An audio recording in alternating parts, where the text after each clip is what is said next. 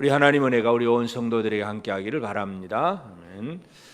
우리가 이제 이 사역을 얘기하면서 신명기를 살피는데 첫 번째 모세의 설교 1장부터 이제 4장까지가 모세의 첫 번째 설교였는데 사역자로서의 어떤 마음 자세, 마음가짐, 담대함, 또 확신, 또 부패하지 않음, 이런 사역자의 자세에 대해서 첫 번째 얘기를 했습니다.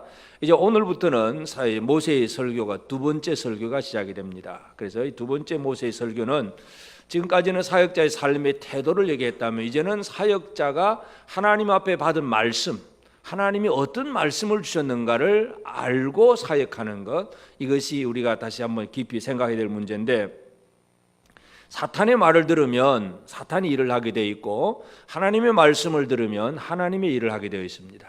그래서 우리가 지금 내가 무슨 일을 하고 있느냐는 것은 내가 누구 말을 듣고 사느냐, 여기에 달려 있습니다. 하나님의 말씀을 말씀으로 제대로 받아들이면 우리는 하나님의 사역자로서 하나님의 일을 할 수가 있고, 그렇지 않고 어떤 사탄이 주는 유혹의 말, 미혹의 말을 그냥 그 말을 들으면 죄를 짓게 될 수밖에 없습니다. 그래서 어떤 말을 듣느냐가 참 중요하기 때문에 이제 모세의 두 번째 설교는 하나님이 우리에게 뭐라고 말씀하셨느냐, 이 긴 설교지만 그렇게 말씀합니다. 그래서 오늘은 이제 제일 첫 번째, 그 중에서 하나님께서 우리에게 언약을 세워주셨다 하는 그 하나님과 우리 사이에는 언약의 말씀이 있다는 그 사실을 오늘 우리가 함께 살펴보고자 합니다. 그래서 오늘 말씀의 제목이 사역자와 언약입니다. 오늘 우리는 하나님과 나 사이에 언약의 말씀이 있는가, 이것을 오늘 우리가 깊이 다시 한번 생각하고 또 확인해야 합니다. 하나님하고 나 사이에 아무런 언약이 없다, 말씀이 없다 그러면 머릿속으로 하나님에 대한 지식이라든지 하나님은 어떤 분이라 이건 알고는 있지만 그 하나님이 직접 내게 주신 말씀이 없다면 내가 그 하나님 앞에 어떻게 살아야 될지 아무런 감각이 없습니다. 그런데 하나님을 잘 모르지만 하나님이 내게 이렇게 말씀하셨다는 말씀을 정확하게만 알면 그 하나님 뜻대로 온전히 살아갈 수가 있습니다.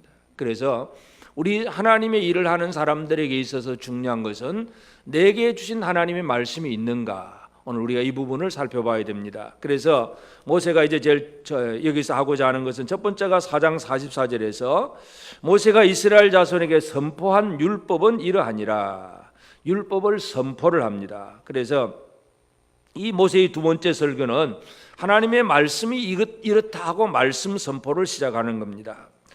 그래서 모든 일들에 있어서 우리가 가장 중요한 것은 하나님이 우리에게 어떤 말씀을 주셨는가, 이 말씀이라고 하는 것이 우리에게 너무나 소중한 부분입니다. 왜냐하면 예수님께서도 이 땅에 오셔서 사역을 하셨을 때에 아무렇게나 사역하지 않습니다. 예수님의 사역도 마찬가지인데 요한복음 12장 49절에 보면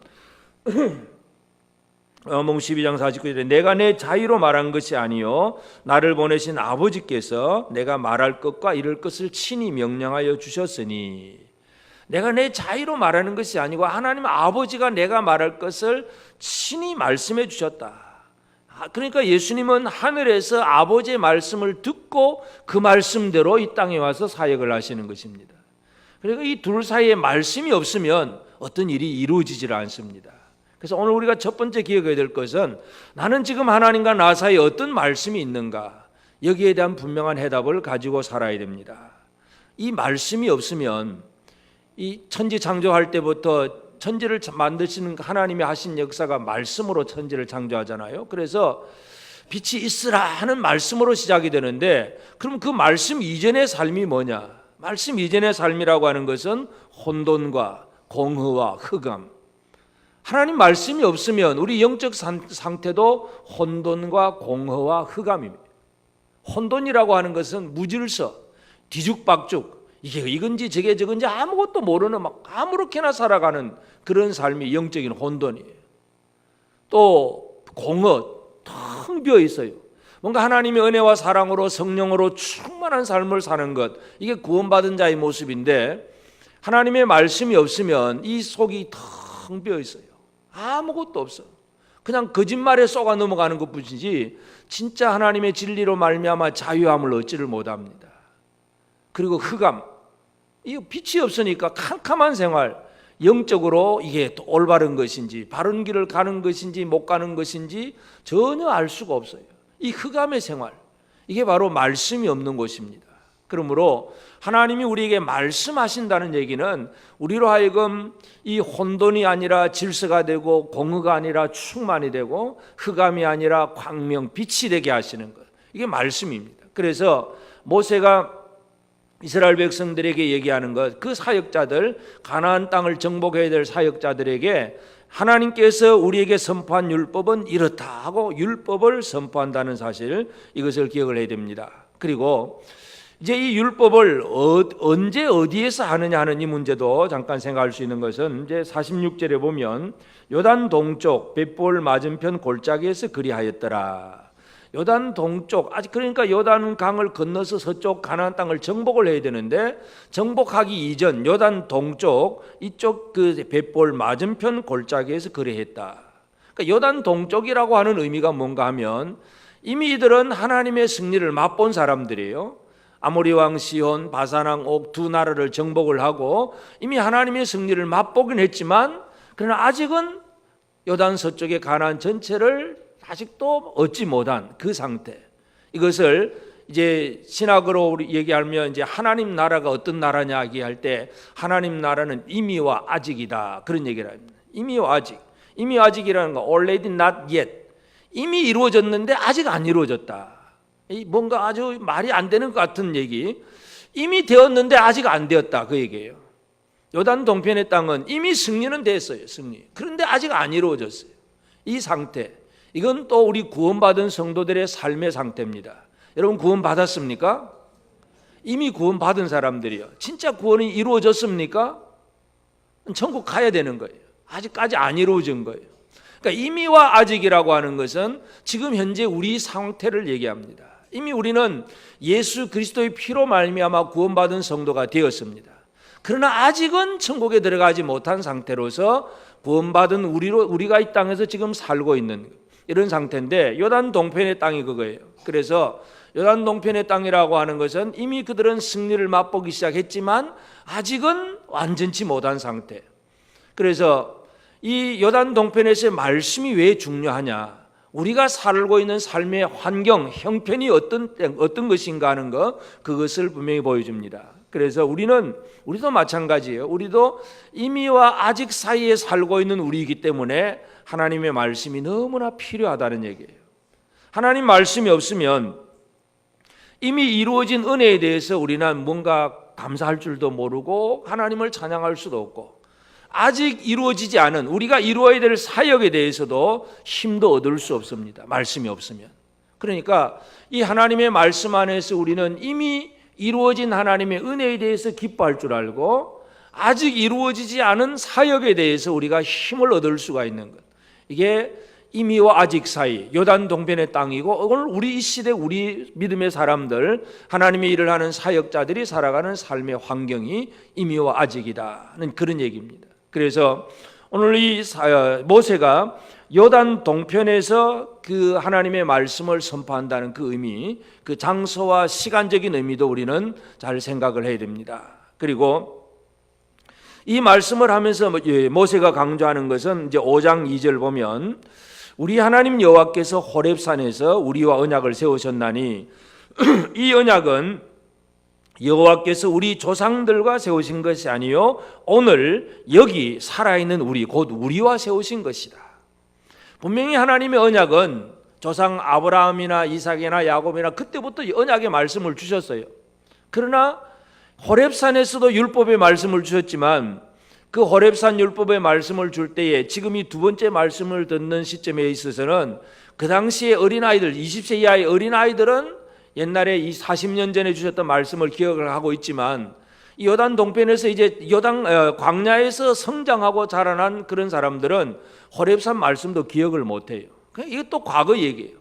그래서 이미 과거에 주셨던 하나님의 말씀을 얘기하면서 모세가 무슨 얘기하냐면, 말씀은, 하나님의 언약은 우리 조상들과 세우신 것이 아니고 오늘 여기 살아있는 우리 곧 우리와 세우신 것이다.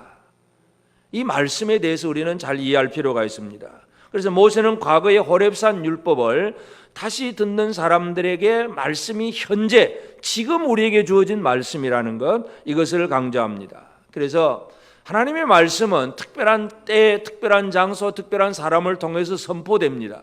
그러나 이제 그 말씀이 선포되고 또 그 말씀이 글자로 기록되었을 때에 이제 여러 시대, 여러 지역에서 많은 사람들이 그 말씀을 읽게 될 때에는 하나님 앞에 말씀을 직접 듣지 못합니다. 그러나 그들은 그래도 기록된 우리가 성경을 읽으면서 우리는 또 오늘 우리에게 주시는 하나님의 말씀으로 읽을 수가 있습니다.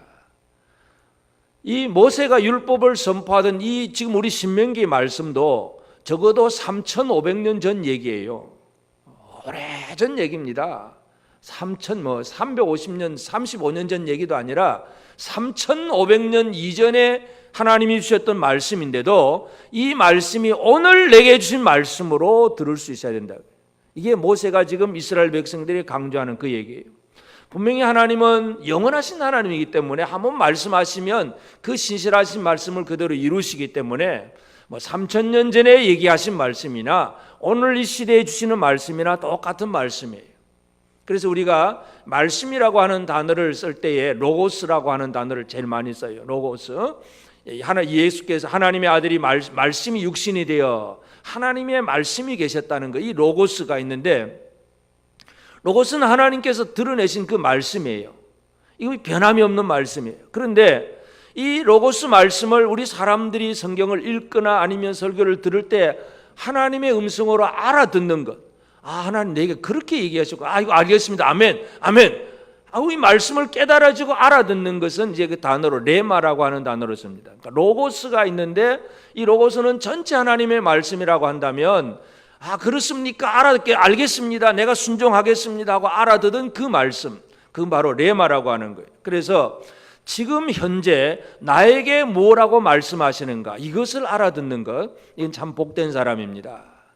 아이고 목사님 3,000년 전에 성경 가지고 지금 얘기합니까? 그러면 이 사람은 아무 말씀, 하나님과 상관이 없는 사람이고, 옛날 그렇게 오래된 옛날 성경이지만 그 말씀이 지금도 살아 역사하시는 하나님의 말씀을 믿고 그 말씀으로 내 마음속에 받아들여지고 있다는 것은 레마의 말씀을 받는 사람이에요. 이 말씀을 현재화시킨다는 게 얼마나 귀중한 일인지 모릅니다. 예수님도 이 땅에 오셔서 기록된 성경을 가지고 사역하잖아요. 제일 첫 번째 시험 이기는 거, 마태복음 4장 4절에 보면 예수께서 대답하여 이르시되 기록되었으되 사람이 떡으로만 살 것이 아니요 하나님의 입으로 나오는 모든 말씀으로 살 것이니라. 사람이 어떻게 사느냐?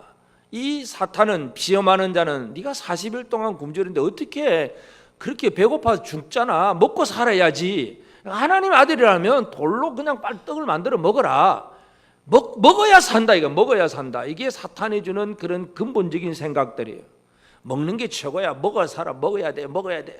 어떻게 먹을까? 그냥 돈을 많이 벌어야 돼. 좋은 거 먹자. 맛있는 거 먹자. 하여튼 이 먹는 문제의 모든 것을 다 올가매 놓습니다. 그때에 예수님이 하신 말씀은 사람이 떡으로만 사는 게 아니다. 근데 이 말씀이 어디의 말씀이냐면 신명기의 말씀이에요. 예수님도 이 땅에 오셔서 1500년 전에 모세가 주셨던 그 말씀, 기록된 신명기 말씀 가지고 예수님께서 그 시험하는 자에 대해서 이렇게 기록되어 있지 않느냐. 사람이 떡으로만 사는 게 아니다. 예수님도 기록된 그 말씀을 그날에 시험받을 그날에 당장 사용을 하신 거예요. 이 말씀이 우리의 지금 이 시대에 현재화되는 것, 이것이 얼마나 중요한지 모릅니다. 여러분은 늘 하나님의 말씀을 현재에 주시는 하나님의 음성으로 듣고 계십니까? 성경은 옛날 얘기고 현재 음성 들으려면 그냥 오늘 내가 무슨 계시를 줄까, 내가 어떤 환상을 받을까, 꿈에 그냥 기도할 때 받는 그 말씀으로 생각하면 안 됩니다. 이게 잘못되면 이상한 길로 빠져갑니다. 그래서 내가 어젯밤에 꿈을 꿨더니 하나님 내게 이렇게 말씀하셔서 성경과 상관없는 자기 꿈, 그건 사탄이 주는 헛꿈 꾸는 거예요. 그게 아니고 기록된 말씀 속에서 오늘 내게 주신 말씀이 뭐냐, 이것을 받아들이는 것. 이게 중요한 일입니다. 그래서 모세가 지금 이스라엘 백성들을 모아놓고 율법을 선포하고 그리고 그 요단 동편에서 이 언약의 말씀은 우리 조상들과 세운 것이 아니라 오늘 여기 있는 우리와 세운 것이다. 이 얘기를 강조하고 있습니다. 이 의미를 우리가 깊이 살펴보시길 바랍니다. 그래서 이제 모세가 주는 그 언약의 말씀, 이제 우리가 가장 쉽게 생각하면 십계명인데 6절의 말씀 보면 나는 너를 애굽 땅 종되었던 집에서 인도하여 낸 네 하나님 여호와라. 이 말부터 이제 언약이 이제 말씀을 시작을 하는데 제일 첫 번째 오늘 우리가 생각하는 것은 모세는 이 언약을 세워주신 하나님이 어떤 분인가, 하나님에 대해서 얘기를 합니다. 하나님은 어떤 하나님이냐? 첫째로 하나님은 나는 이렇게 말씀하시는 하나님입니다.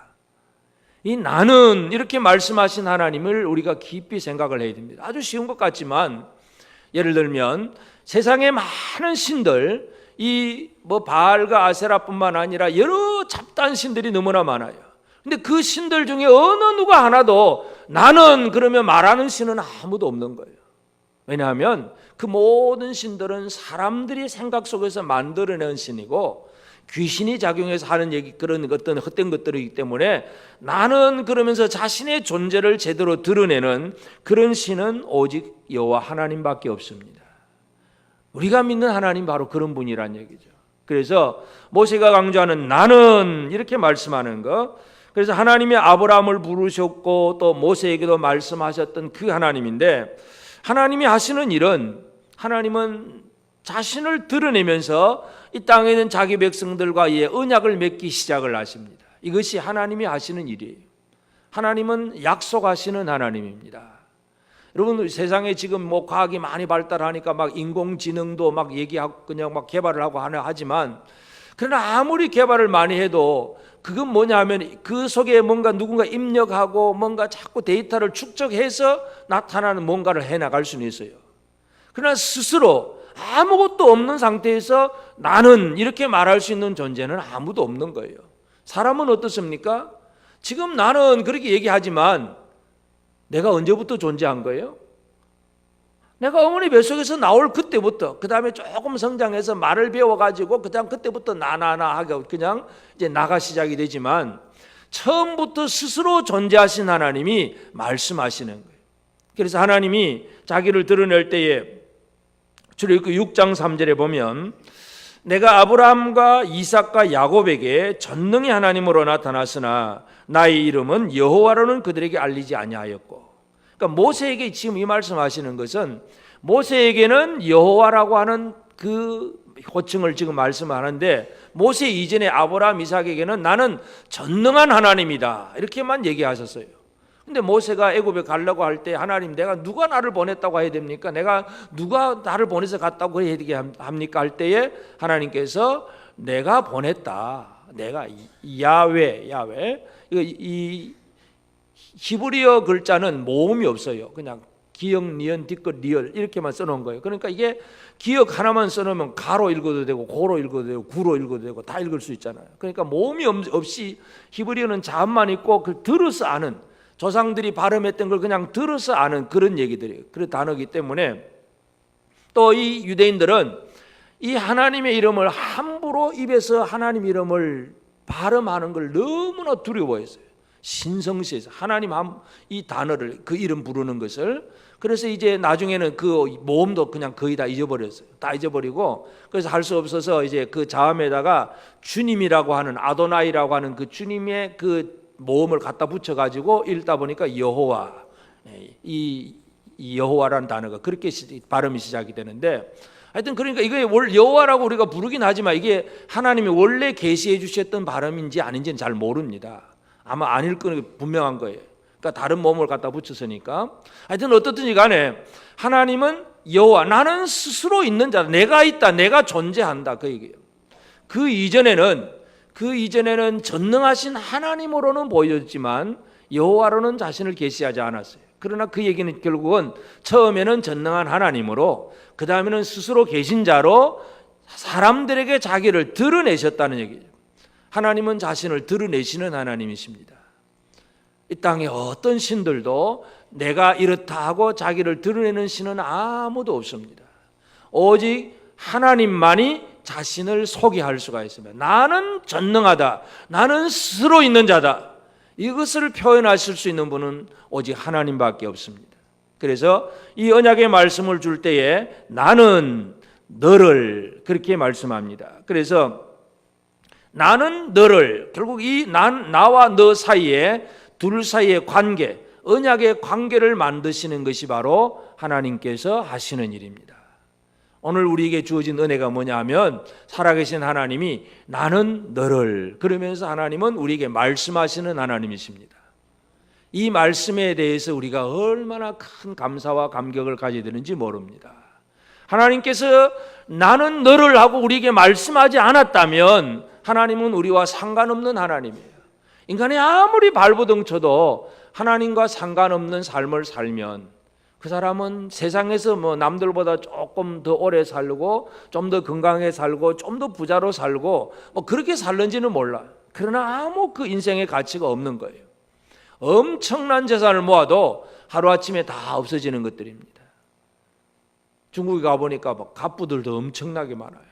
그런데 그 갑부들 얘기를 들어보니까 그렇게 이제 부정부패를 해가지고 엄청난 막 도무지 이 돈을 그렇게 보관할 수가 없어가지고 막 이 수영장 같은 그런 풀장 만들고 그 풀장 밑에 지하로 그냥 파가지고 막 그 안에다가 뭐 돈을 가득 채워놓고 막 그런 얘기를 들어보면 야 대단하다 싶지만 그렇게 돈 모아놓아서 뭘 할 거예요? 어느 날 갑자기 철장 감옥 가버리고 어느 날 갑자기 다 없어져 버리고. 세상 사람들이 하나님 없는 삶은 남보다 조금 많이 사냐, 조금 더 넉넉하게 사냐, 뭐 하루 3끼 먹냐, 하루 4끼 먹냐 그거지만 그렇다고 4끼 먹을 사람 누가 있어요? 그냥 좀 맛있게 먹고 그 정도밖에 없어요. 하나님 없으면 그래요. 그러니까 하나님 없는 사람은 인생의 가치를 잘 몰라요. 그래서 하나님께서 나는 너를 했을 때 이스라엘은 하나님의 택한 백성이 되고 하나님의 백성, 하나님의 일꾼, 하나님의 사역자, 그런 사람들이 되어진다는 것입니다. 그래서 이 신들이라고 하는 건 바알과 아세라 같이 막 열심히 기도해도 아무런 응답이 없어요. 나는 너를 이렇게 만들어주는, 그렇게 응답하는 신들은 없습니다. 그러나 하나님은 자기 백성들 이스라엘에게 분명히 말씀합니다. 이사야 41장 8절 9절에 보면 그러나 나의 종 너 이스라엘아, 내가 택한 야곱아, 나의 벗 아브라함의 자손아, 내가 땅 끝에서부터 너를 붙들며 땅 모퉁이에서부터 너를 부르고 내게 이르기를 너는 나의 종이라, 내가 너를 택하고 싫어하여 버리지 아니하였다 하였노라. 하나님은 이스라엘을 향해서 그렇게 말씀합니다. 나의 종, 나의 택한 야곱, 나의 벗 아브라함의 자손, 나의 종이고 택한 사람이고 나의 벗, 나의 친구라고 하나님이 자기 백성들에게 그렇게 다가오시는 거예요. 그래서 이 언약의 말씀을 주셨을 때에 이것은 바로 하나님의 선택이고 하나님의 사랑이에요. 하나님의 선택과 사랑의 주권을 가지고 이스라엘에게 오셔서 나는 너를 그렇게 말씀합니다. 오늘 우리는 하나님의 음성을 제대로 듣기를 바랍니다. 이 시간 하나님은 나는 너를 이렇게 말씀합니다. 믿어지십니까? 이게 오늘 우리의 삶 속에서 하나님이 지금 나에게 하시는 말씀이다. 이 말씀을 받아들일 수가 있어야 합니다. 그래서 하나님은 우리를 선택하시고 우리를 사랑하시고 결코 우리를 버리지 않고 말씀하시고, 그래서 나는 너를 하면서 이제 이 관계를 이루기 위해서 하나님이 하시는 일이 뭐냐 하면 너를 애굽 땅 종되었던 집에서 인도하여 낸 네 하나님 여호와라. 하나님은 일하시는 하나님, 사람을 구원하는, 구원이라고 하는 어떤 하나님의 자신의 사역을 이루시는 하나님이십니다. 하나님은 이스라엘을 애굽 땅 종되었던 집에서 건져내셨습니다. 이것은 뭐냐 하면 언약이라고 하는 건 쌍방의 언약이에요. 그래서 하나님은 나는 너를, 그러면서 나와 너 사이에 언약이 이루어질 때에 하나님으로서 하실 일들, 하나님이 해야 될 하나님의 어떤 사역은 뭐냐면 사람을 구원하는 일. 하나님이 그 일을 다 이루셨습니다. 애굽 땅 종되었던 집에서 그들을 구원해내는 것. 그래서 하나님의 사역은 세상을 사랑하심으로, 하나님 백성을 사랑하심으로 사람을 건져내시는 그 사역을 하나님께서는 다 이루셨습니다. 그래서 모세는 그 얘기를 하고 있습니다. 나는 너를 애굽 땅 종되었던 집에서 인도하여 낸 네 하나님 여호와라. 그래서 하나님은 언약의 그 한편 당사자로서 애굽의 10가지 재앙을 내리고 이스라엘을 건져내고 또 홍해 바다가 있으면 홍해 바다 길을 만들어서 이스라엘을 바다를 건너게 하고 뒤따라오던 애굽의 군대는 바다 물에다가 다 몰살을 시켜버리고 이스라엘로 하여금 완벽한 자유를 얻게 하시고, 이게 하나님께서 하시는 일이에요. 나는 너를, 이 관계만 이루어지면 이런 일들이 벌어진다는 얘기예요. 여러분은 하나님과 사이에 나와 너 사이 이 관계가 이루어졌다고 믿으십니까? 그렇다면 하나님이 어떤 일을 하셨는가에 대해서도 우리는 정확하게 이해해야 됩니다. 하나님은 오늘 나를 위해서 어떤 일을 하신 분인가? 내가 구원에 이룰 수 있도록 그 애굽의 종되었던 자리에서 건져내신 그 하나님의 사역을 정확하게 이해를 해야 됩니다.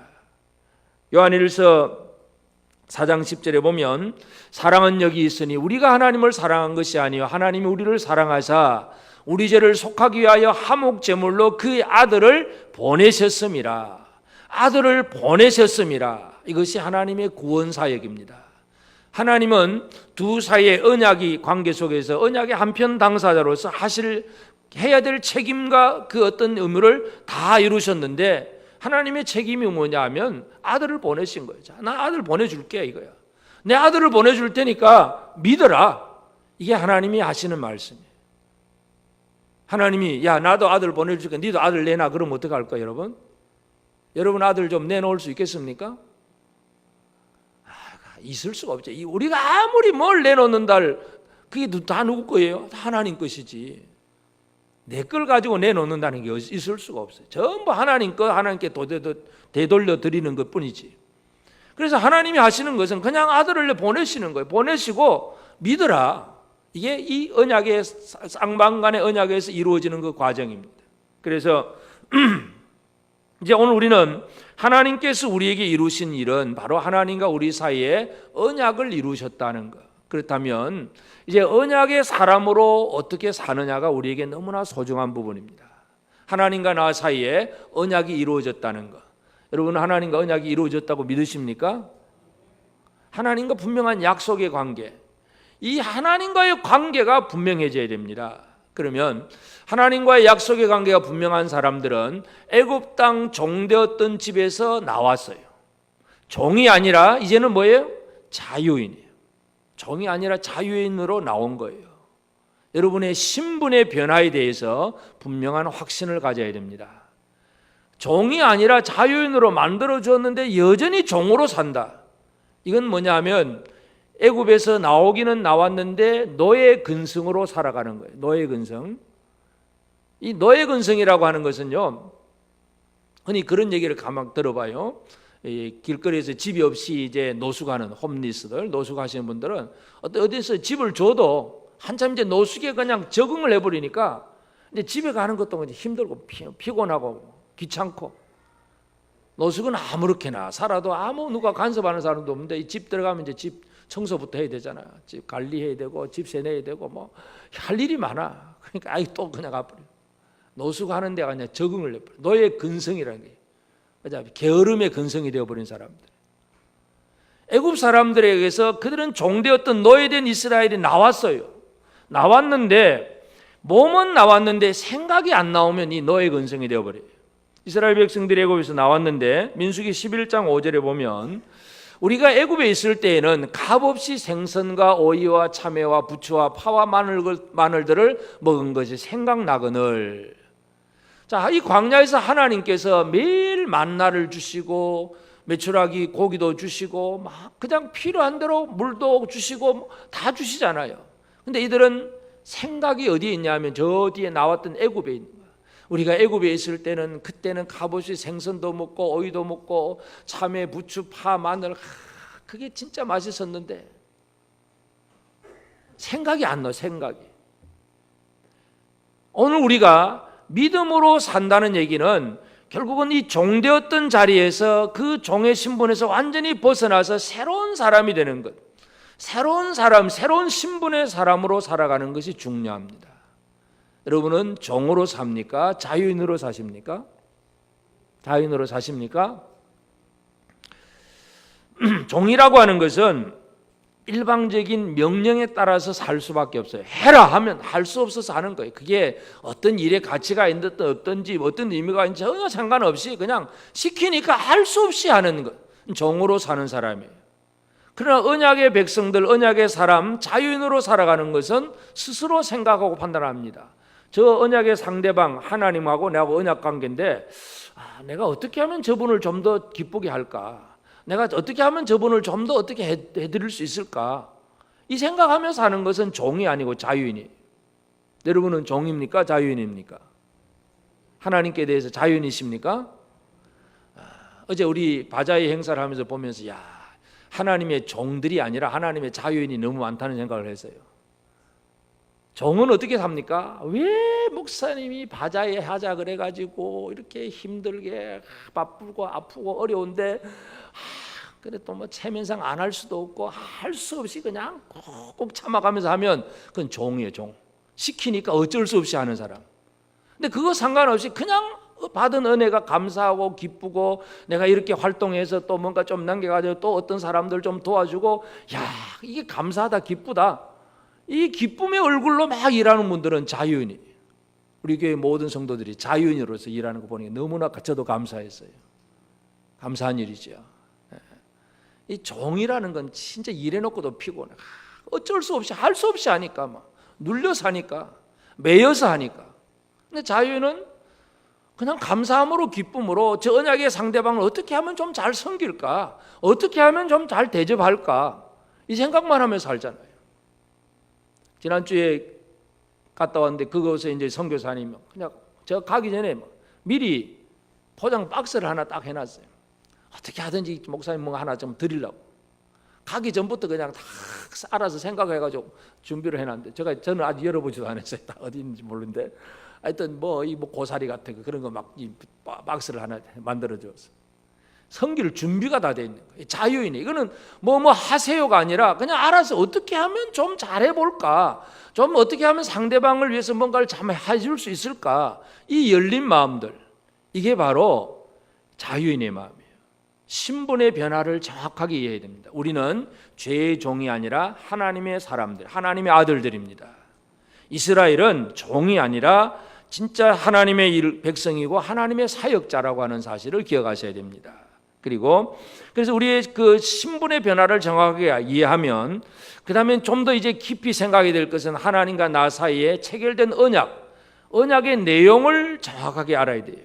그래서 5장 1절에 모세가 온 이스라엘을 불러 그들에게 이르되 이스라엘아 오늘 내가 너희 귀에 말하는 규례와 법도를 듣고 그것을 배우며 지켜 행하라. 듣고 배우고 지키고 행하라. 이게 이제 앞으로 계속해서 우리가 살펴봐야 될 언약의 내용이기도 합니다. 하여튼 분명한 것은 그 언약의 내용 하나하나를 우리는 계속해서 듣고 배우고 지키고 행하는 일, 이것이 이제 우리에게 주어진 사명입니다. 이 언약을 알면 알수록 언약의 상대방과 나와의 관계가 깊다는 것을 알게 됩니다. 근데 언약이 그냥 희미하면 관계도 희미해요.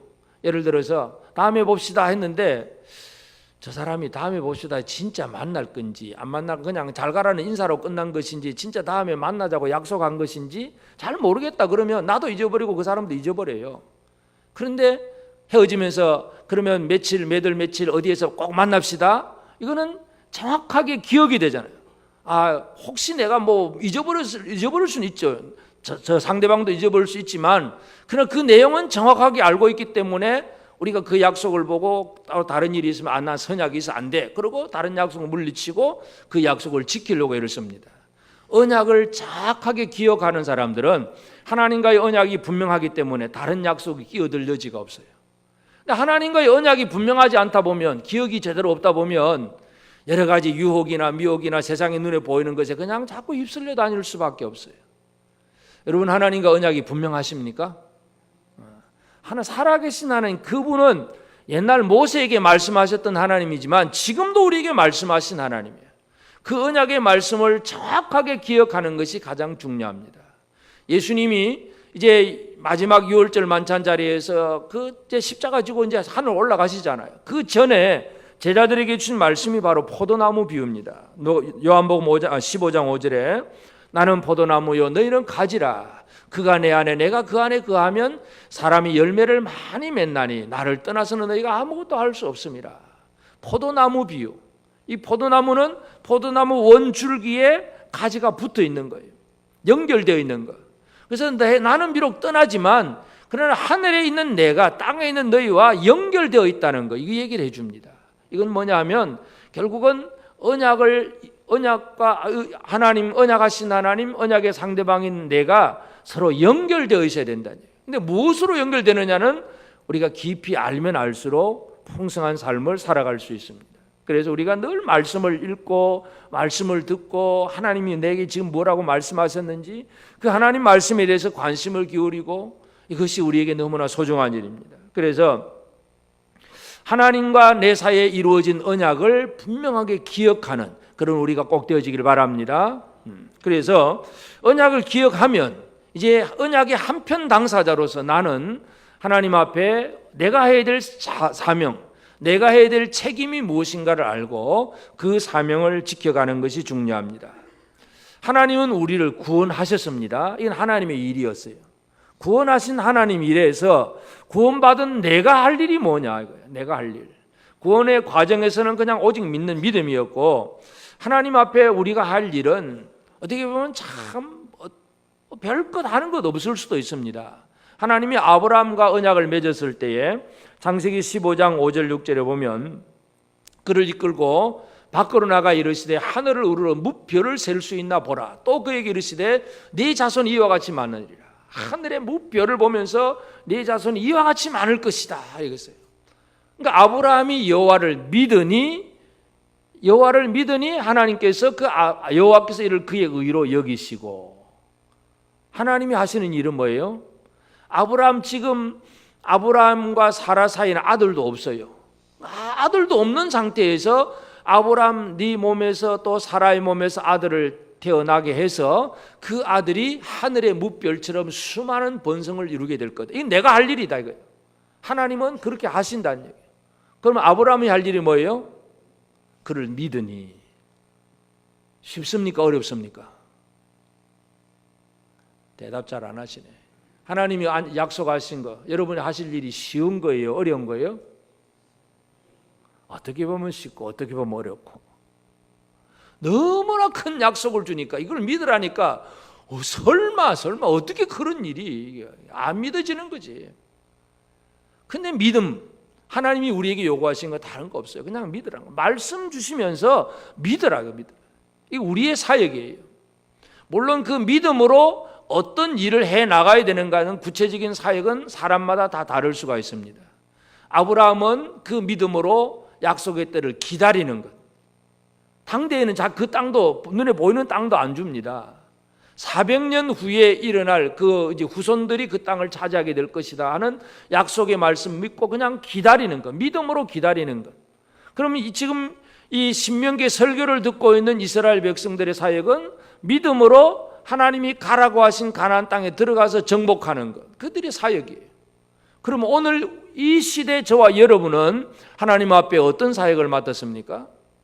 물론 사람마다 또 다 다를 수도 있어요. 목사가 받은 사역, 우리 성도들이 받은 사역이 다 다를 수가 있지만 그러나 하여튼 분명한 것은 믿음으로 무언가를 할 수 있느냐 그죠.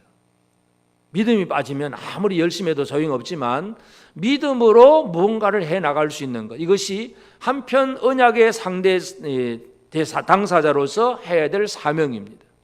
오늘 이 시간 하나님과 내 사이의 언약의 관계를 정확하게 다시 한번 확인하는 시간이 되기를 바랍니다. 하나님께서 나는 너를 분명히 말씀합니다. 오늘 우리는 이 말씀이 지금 내게 주시는 말씀으로 받아들여야 돼요. 하나님은 나는 너를 그렇게 다가오시면서 이 나가 되신 하나님이 너가 되는 이스라엘이 종되었을 때 그들을 건져 구원하셨어요. 그래서 그 구원하신 하나님 앞에 이제 너라고 이름 부르진 이스라엘은 하나님께 대해서 믿음으로 무언가를 이루어 가야 됩니다. 이것이 오늘 그 원리가 옛날이나 지금이나 똑같습니다. 한참 후 시대 다윗 시대도 마찬가지예요. 다윗은 시편 23편에 하나님 뭐라고 고백합니까? 여호와는 나의 뭐라고요? 목자시니 하나님은 목자, 나는 양. 그러면 양이 할 일이 뭐예요? 열심히 목자를 따라가기만 하면 되잖아요. 목자가 인도하는 대로 그가 그냥 사망의 음침한 골짜기로 인다 하더라도 아멘 하고 따라가는 거예요. 왜냐하면 사망의 음침한 골짜기에서도 목자 되신 그 하나님은 그의 지팡이 막대기로 나를 안위하실 거니까, 나를 지켜주실 거니까. 양의 입장에서 목자가 이상한 걸로 간다. 이거 저리 가면 안 되는데 이쪽이 더 좋아 보여? 떨어져 나가면 그때부터는 길 잃은 양이 되는 거예요. 생명을 보장할 수가 없어요. 이 하나님과 나 사이의 관계를 정확하게 이해하는 게 중요합니다. 다윗은 목자 되신 하나님, 나는 양. 그래서 그가 어디로 인도하든지 나는 따라가겠다. 바로 그런 삶의 원리. 그래서 오늘 이 시간 우리는 모세의 이제 두 번째 설교가 시작되는 시점에서 모세는 하나님과 우리 사이는 언약의 관계다. 이 사실을 정확하게 한 번 더 강조하고 있습니다. 나는 너를, 이 관계 속에서 오늘 우리는 이 말씀이 신명기에 기록된 말씀이 옛날 오래전 3,500년이나 지난 오래전 얘기지만 지금 이 시대에 나에게 준 말씀임을 다시 한번 기억하고 하나님과 언약이 체결된 언약의 백성으로 살아가는 저와 여러분 모두가 꼭 되어지길 바랍니다. 아멘.